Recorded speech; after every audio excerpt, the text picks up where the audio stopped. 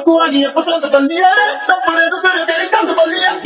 यादें हर लम्हा दे मुझे, दे अपना आंचल रूप में।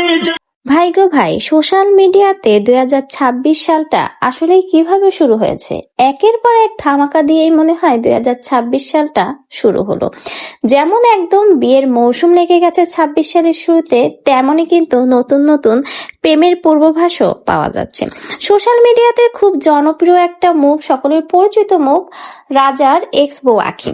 বর্তমানে সে কিন্তু প্রেমে পড়েছে এবং সে জানিয়েছে খুব শীঘ্রই মানে 2026 সালেই কিন্তু সে বিয়ে করবে। যেহেতু রাজা আবারও বিয়ে করে সংসার পেতেছে, তাদের ঘরে নতুন সদস্য আসতে চলেছে। এখন কি আর আখি বসে থাকবে? কখনোই না। একটা মেয়ের জীবন তো আর থেমে থাকতে পারে না, এজন্য সেও ডিসিশন নিয়েছে সে 2026 বিয়ে করবে এবং তার জীবনে কিন্তু নতুন একজনের আগমন হয়েছে। রিসেন্টলি আখি কিন্তু সোশ্যাল মিডিয়াতে এই 2026 তার নতুন বয়ফ্রেন্ডকে দেখিয়েছে। এখন এই নতুন বয়ফ্রেন্ডের ছবি প্রকাশ হওয়ার পরে অনেকেই বলেছে বেটা নাকি লুচ্ছ, 2 দিন পর নাকি আখিকে ছেড়ে দিবে, চেহারাটা লুচ্চ মার্কা। তো ভাই আপনারা এই ছেলেটাকে দেখে মানে আখির এই বয়ফ্রেন্ডকে দেখে বলবেন চেহারাটা কি আসলে লুচ্চ মার্কা নাকি?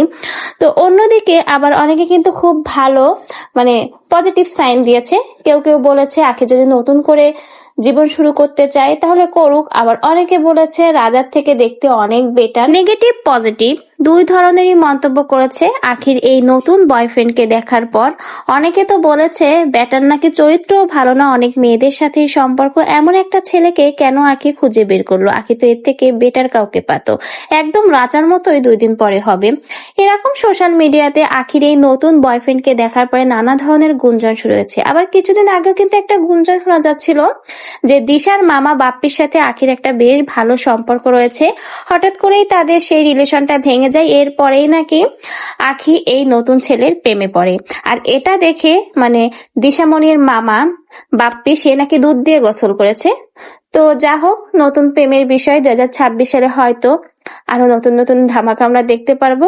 তো আপনাদের আখির এই বয়ফ্রেন্ডকে দেখে আসলে কি মনে হয়, বেটা কি আসলে লুচ্ছ না ভালো?